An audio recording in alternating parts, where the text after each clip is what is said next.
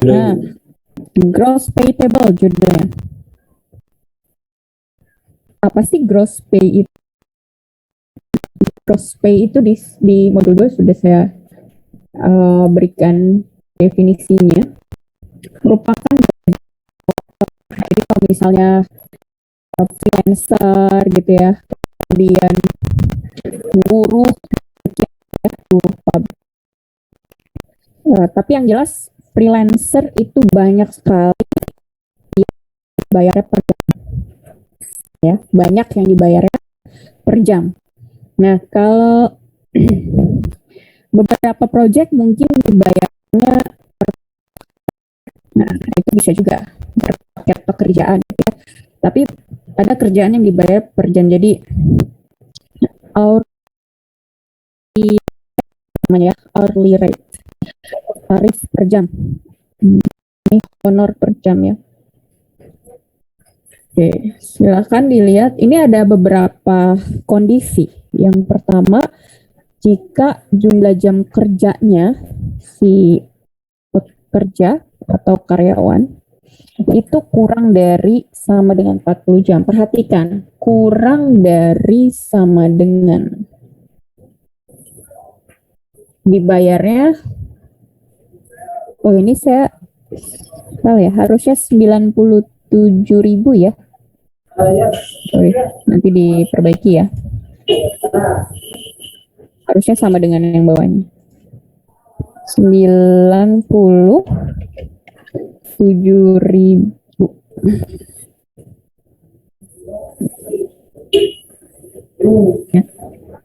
Nah, kalau kalian lihat, berapakah yang dibayarkan jika dia kerjanya 10 jam? Dari sini, berapa? Hitung manual.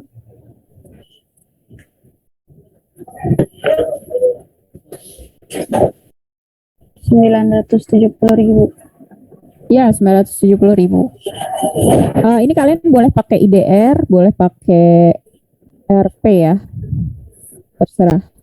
Kalau pakai IDR itu kan berarti bahasa Inggris ya, Indonesian rupiah gitu. Berarti pemisah 3 angkanya itu menggunakan koma, sedangkan yang pecahan di sini menggunakan titik. Tapi kalau rupiah, penulisan RP seperti ini, di antara pemisah thousand-nya ini titik, pecahannya koma. Ya. Sekarang kalau dia kerjanya 40 jam, dibayarnya berapa?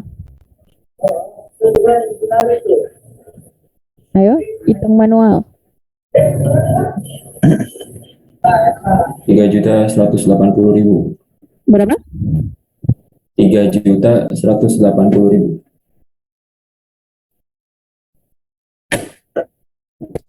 Bener nggak, Rehan? Kalkulator. Iya, betul, Faisal. Mungkin kalkulatornya Rehan ini yang mau habis baterainya. 3.880.000. Nah, artinya saat dia masih 40 jam itu tetap di kategori pertama ya, gitu. Sekarang kalau kategori kedua, 40 jam pertamanya dihitung sama 97.000, tapi setiap jam berikutnya, jadi jam ke-41 sampai dengan jam ke-80, ya dibayarnya 103.000 per jam. Gitu. Udah dapat angka dari mana? Saya sudah bersemedi untuk menghasilkan angka-angka cantik gitu, supaya ribet gitu kalau dihitung manual. Oke.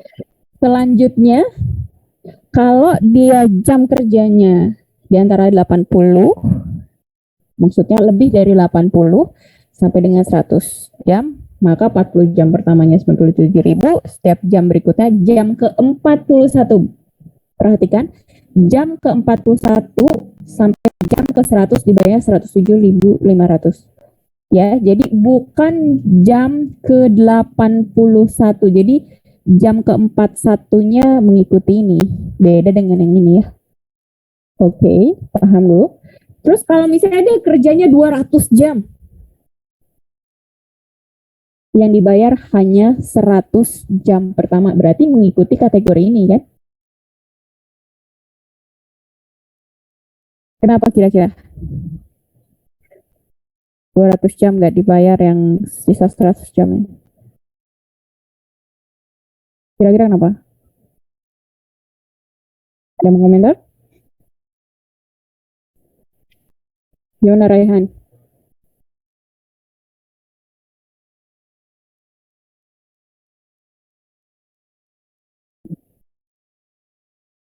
Lalu, tahu nggak kira-kira kenapa?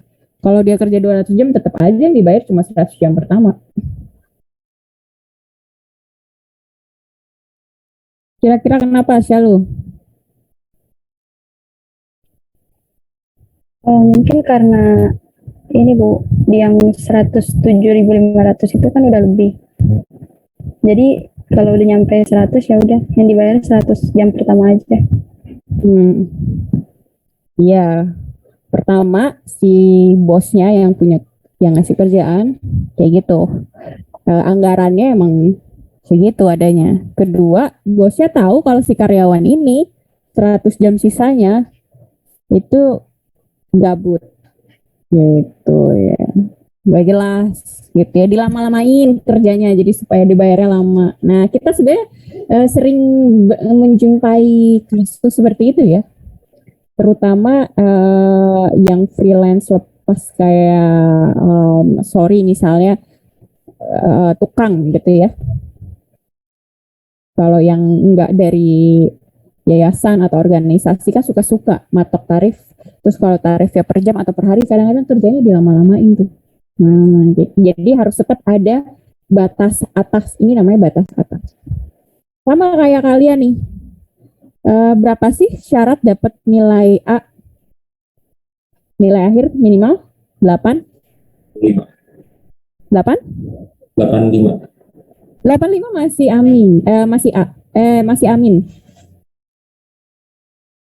Wah kalian nih berarti nggak nyimak nih waktu RPS. Saya bahas RPS. Karena ada tabel nilai tuh. Nilai A itu minimal kalau di kelas saya 85,5. Kalau di kelas dosen lain itu 86. Apalagi kelasnya bukan terkait matematika. Itu rigid harus 86. Jadi kalian 85,9 itu masih amin. Kalau nilai kalian 90 berapa nilainya?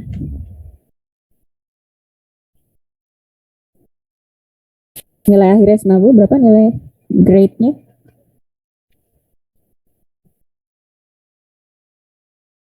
A juga. Kalau nilai kalian 98 berapa grade-nya? A juga. A juga. A juga. Nilai kalian 110 nilai grade-nya berapa? Nggak ada. Oh, kalau kelas saya ada. Kelas saya ada yang nilainya lebih dari 100. Kalian bukannya PTI-nya sama saya ya? Enggak ya? Iya. Enggak ada yang nilai lebih dari 100 ya kelas kalian nih?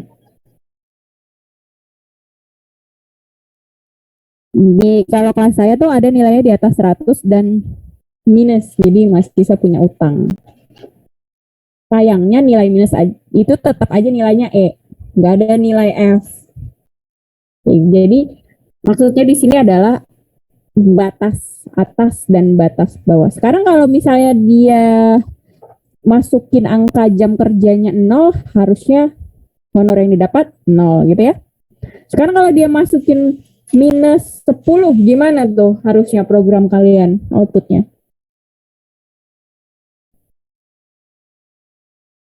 Honornya jadi berapa kalau minus 10?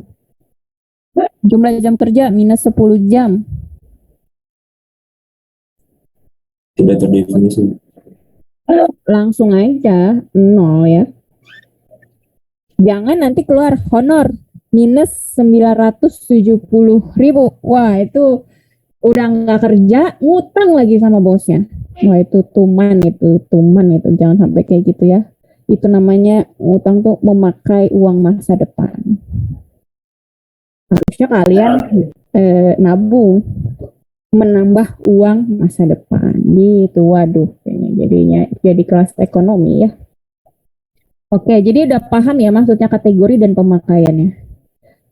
Jadi saat input jumlah jam kerja, apa yang harus kalian lakukan? Dikelompokkan berdasarkan 1, 2, 3. Sebenarnya aslinya 3 kategori, tapi ada 4 keadaannya. Sama 5 lah. Kalau kurang dari sama dengan 0, itu termasuk namanya handling error. Nah, itu namanya handling error. Ada 5 kemungkinan, tapi untuk perhitungannya sebenarnya hanya ada 3. Nah, jadi begitu masuk, dikelompokkan dulu. Dia masuk ke kategori yang mana nih? 1, 2, 3. Gitu. Karena kalau misalnya dia masukin 200, tetap langsung masuk ke sini. Berarti kan dari awal sudah harus ada decision making, if statement. Kemudian ngitung jamnya. Kalau kategori C1 sih gampang aja, tinggal jumlah jam kerja dikali tarif. Tapi kalau dia masuk kategori 2 dan kategori 3, kita harus misahin dulu. Misalnya 50 jam. 40 jamnya dihitung seperti ini. Kemudian berapa jam sisanya? Yang pakai 103.000. Kalau 50 jam? 10 jam. 10 jam. 10 jamnya angka 10 dapat dari mana, Syalu? 40 jamnya kan udah 97. Iya. Kerjanya Kan 50. jam kerja 50. Kenapa yang dihitung dengan tarif ini 10 jam? Dapat dari mana angka 10? Karena 40 jam pertamanya udah di 97.000. Sisanya Bisa. yang 103.000. Iya, betul. Jadi 50.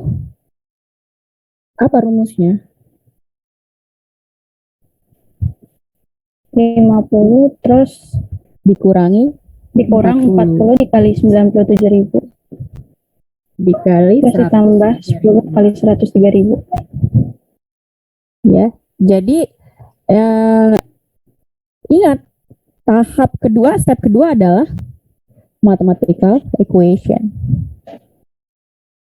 Mathematical equation-nya ada berapa nih? Ada 1, 2, 3. Ada 3 jenis, ya. Oke. Nah, yang kedua di sini saya ingin kalian buat increment. Increment itu buat tabel. Jadi ya kalian bisa buat 2 variasi program. Yang pertama jumlah jamnya input dari user, yang kedua, tapi ini yang dinilai ya. Variasi itu hanya tambahan aja kalian seberapa ngerti dan seberapa minat sama kuliah saya. Ini yang diminta adalah yang increment. Jadi kalian harus buat tabel jadi 5 sampai 110 jam. Formatnya seperti ini. Jadi kurang lebih nanti ada 22 garis. Dan di sini ada goals-nya print format. Ya. Oke. Sampai sini ngerti yang dimaksud modul 2? Ngerti, Bu. Ngerti. Ada yang tanyakan? Nah, dilihat. Yang ini rata kiri, yang kolom nomor, yang jumlah jam rata kiri, yang gross pay rata kanan. Jelas ya, terlihat ya. Dan semuanya ini kelihatan increment-nya. Ada tentang modul 2? Ibu izin bertanya. Ya, silakan Anissa. Itu kan di math equation-nya itu berarti yang ditulisnya itu condition-nya ya, Bu? Apa ada itunya, Bu? Langsung ditulis aja. 1, rumus perhitungan honor untuk jumlah jam kerja kurang dari 40 jam. Honor sama dengan apa kali apa. 2, berarti ada 3 rumus ya, ditulis aja 3 rumus. Oke Bu, makasih. Nah, perlu diperhatikan saat nanti yang 110 maka dia masuk ke kategori ini ya. Oke. Ngerti ya? Ada lagi yang tanya kan?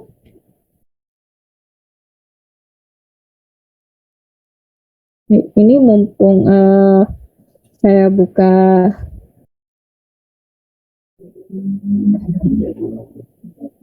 sesi pertanyaan nih. Siapa? Yusuf. Yusuf. Untuk mathematical equation itu misalnya di source code itu ada rumusan matematikanya. Nah, itu dicantumin di ininya nggak, Bu? Di apa subbabnya? Maksudnya sebab gimana? Ya, maksudnya kan di Lapraf itu kan ada mathematical equation. Nah, itu Iya. kalau di source code udah nyusun source code terus ada rumus matematikanya, nah itu dicantumin juga atau enggak? Kan tahapannya ada 5 ya, tahapannya ada 5. Nah, ini kebetulan saya lihat format laporan awal ada mathematical equation, laporan akhir juga ada mathematical equation. Sekarang sih masih saya kasih jeda waktu seminggu, cuma nanti untuk modul 4 dan selanjutnya itu laporan awal plus laporan akhir hanya seminggu, jadi 3 hari masing-masing ya. Kenapa begitu? Supaya kekejar dengan projectnya dan webinarnya. Nanti ada peserta kelompok terfavorit yang paling laku webinarnya. Ya. Hadiahnya ya school from Bali, tapi janjian di Bali langsung ya. Oke. Ini tanggal-tanggalnya sampai saat ini sih saya masih kasih waktu 6 hari lah ya, 6 hari seminggu untuk laporan awal. Kenapa ya? Karena sekalian dengan modul 3. Untuk selanjutnya per modul nanti baik laporan awal dan laporan akhir seminggu. Jadi 3 hari. Kenapa bisa gitu ya? Saya harapnya kalian mengerjakan itu langsung di jam kuliahnya. Gitu. Kecuali memang Zoom-nya sampai jam kuliah berakhir ya mungkin kurang waktunya. Oke, untuk modul 2 semuanya ngerti ya. Sekarang modul 3. Modul 3 tentang cosinus function. Nah, ini saya sebenarnya sama mengerikannya saat PJ-nya nanya tentang jenis-jenis matriks. Ini sama mengerikannya ya, saya nggak upload modul 3 ini. Ya, saya sampai speechless, kalian tuh kuliah kalkulusnya kayak gimana. Tapi oke lah. Deret tahu ya, karena Deret kita pernah ditugaskan, kayaknya saya pernah menugaskan Deret ya di kuliah teori. Jadi sebenarnya gini, ada namanya Deret Taylor. Deret Taylor itu misalnya kita mau fungsi cos x plus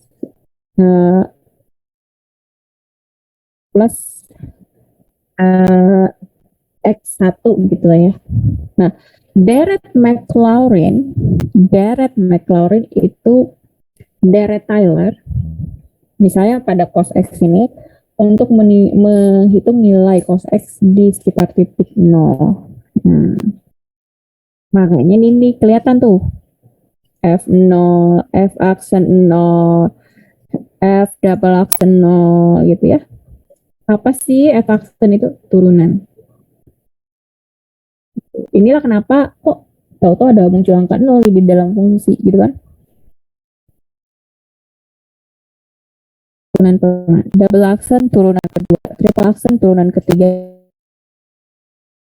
Nanti makin jelas tuh nulis titik-titiknya, pusing kan ngelihat urek-urekan panjang. Makanya di dalam kurung 4 itu turunan keempat. Emangnya ada, Bu? Ya ada, orang ini fungsi trigonometrik.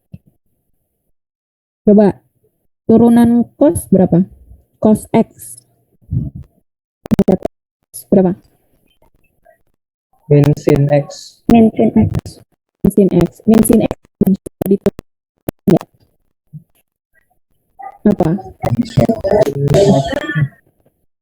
Min cos X. Min cos X. Min cos X bisa diturunin lagi nggak? Sin X. Jadi, sin X bisa diturunin lagi nggak? Cos X. Jadi cos X. Jadi balik lagi ke fungsi ini ya. Pas turunan keberapa tadi? Terus dilanjutin aja terus sampai kalian nyusun skripsi. Tetap aja bisa diturunin ya.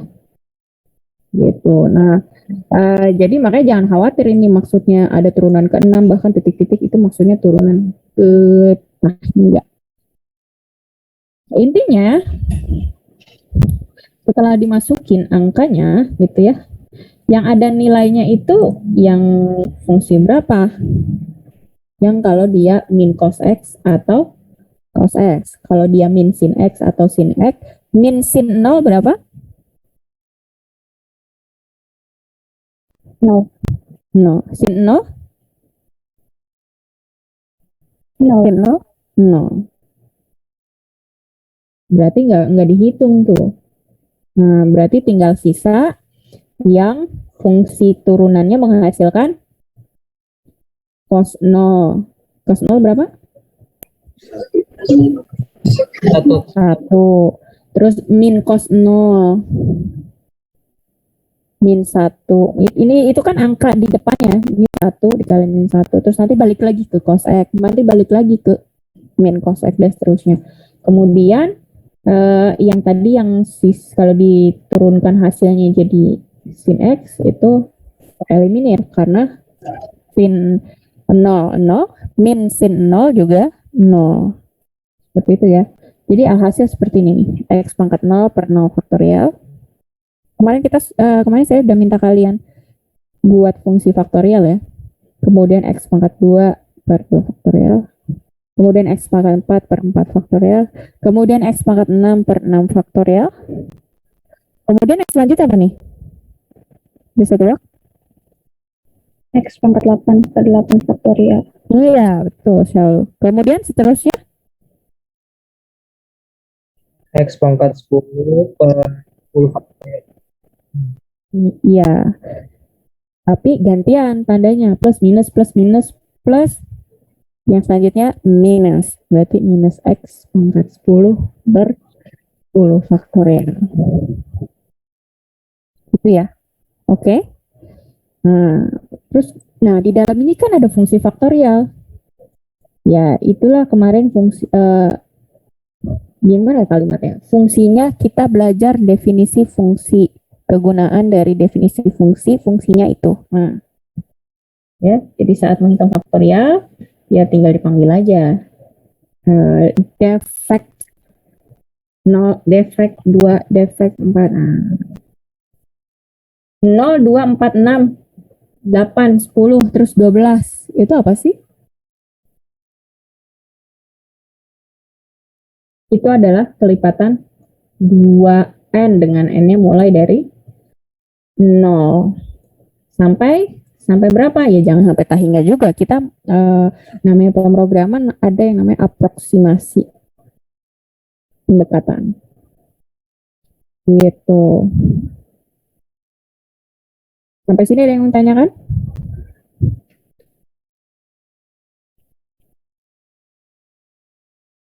Sebentar ya, saya pindahkan dulu yang bentuk semesta. Ada yang tanyakan nggak tentang deretnya sebelum saya lanjut penjelasan modulnya?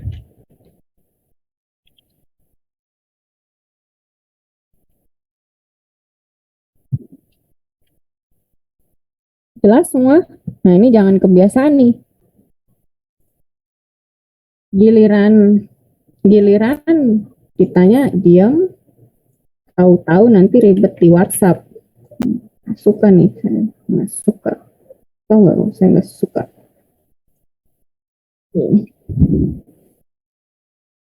Udah?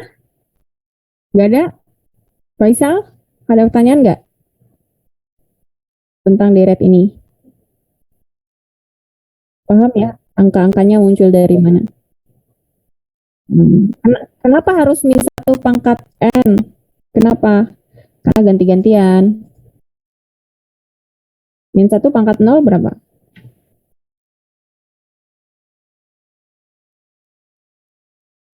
Min 1 pangkat 0 berapa? 1, Bu. 1. Everything dipangkatin 0 ya hasilnya 1. Min 1 pangkat 1? Min 1. Min 1. Min 1 kuadrat? 1. 1. Min 1 pangkat 3? Min 1. Jadi cocok ya rumus ini dengan uraian deretnya. Oke, selanjutnya yang diminta apa sih? Yang diminta adalah coba bandingkan nilai ini dengan nilai kalau kalian pakai fungsi cosinus langsung dari NumPy package. NumPy package itu udah ada fungsi bawaan cosinus aslinya. Nanti kita coba di Zoom meeting ini yang untuk sin ya. Jadi kita anggap aja true value untuk sin cos itu dari NumPy package. Kalian tinggal tulis aja, masukkan ke sebuah variabel. Kemudian yang approximation value harus kalian hitung menggunakan ini ya. Berapa suku misalnya yang ditanya. Di sini kan 1, 2 sampai ya 10 aja lah ya. 1, 2, 3, 4. Ini bukan increment ya. Sorry. Ini menggunakan mana tadi? Nah, ini dia menggunakan decision making jika sebuah nilai mencapai kurang dari 5%. 5% itu berarti 0,05. If ER kurang dari 0,05, terminate the program. Jadi program berhenti. Jadi bisa aja tabelnya cuma 2, ada yang sampai 5. Kita lihat. Gitu. Selesai maksudnya selesai. Terminate-nya tuh mau menghitung lagi ya ini biasa. Tinggal ambil dari yang program luas kan kalau yang ini. Oke. Nah, itu tentang conditionnya. Kemudian yang selanjutnya perlu diingat bahwa rumus ini dan rumus bawaan dari NumPy package sudutnya dalam radian. Jadi saat user input sudut harus diubah dulu ke radian. Kenapa? Karena yang diinput oleh user masih dalam derajat. Gitu. Sekarang saya tanya, 90 derajat berapa radian?